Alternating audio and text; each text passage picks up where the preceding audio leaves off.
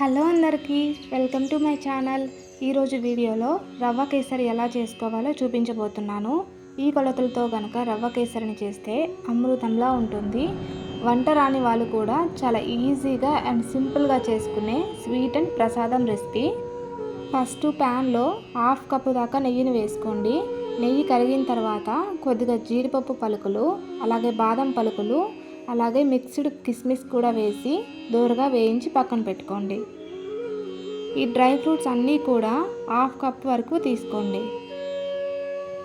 అదే నెయ్యిలో రవ్వను వేయించుకోవాలి.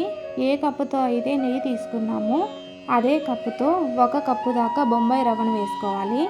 ఈ రవ్వని కనీసం 5 నుంచి 10 నిమిషాల పాటు లో ఫ్లేమ్లో లైట్గా గోల్డెన్ షేడ్ వచ్చేంత వరకు వేయించుకోవాలి. ఈ రవ్వ వేగేలోపు వేరే బర్నర్ మీద రవ్వ తీసుకున్న కప్పుతోనే 4 కప్పుల దాకా నీళ్ళు వేసుకోండి.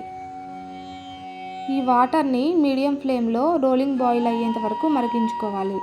ఇలా మరిగించుకున్న ఈ వాటర్ని ఈ రవ్వలో కొద్దిగా వేసుకుంటూ బాగా మిక్స్ చేసుకోవాలి. హాట్ వాటర్ వేస్తున్నాం కాబట్టి రవ్వ ఎక్కడ ఉండలైతే కట్టకుండా చక్కగా మెల్ట్ అవుతుంది.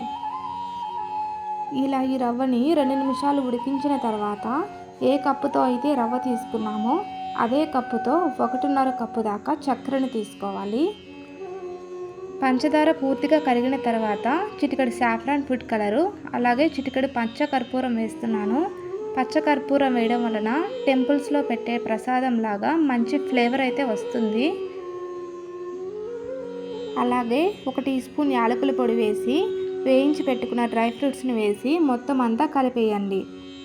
ఇప్పుడు చివరిగా 1 టేబుల్ స్పూన్ దాకా నెయ్యి వేసి రవ్వ కేసరి మొత్తం కలిపేయండి. రవ్వ కేసరి రెడీ అయిపోతుంది. ఇలా ఈ కొలతలతో చేస్తే సూపర్ టేస్టీ రవ్వ కేసరి రెడీ అయిపోతుంది.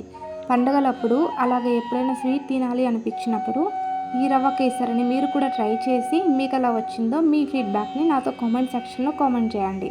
Thank you.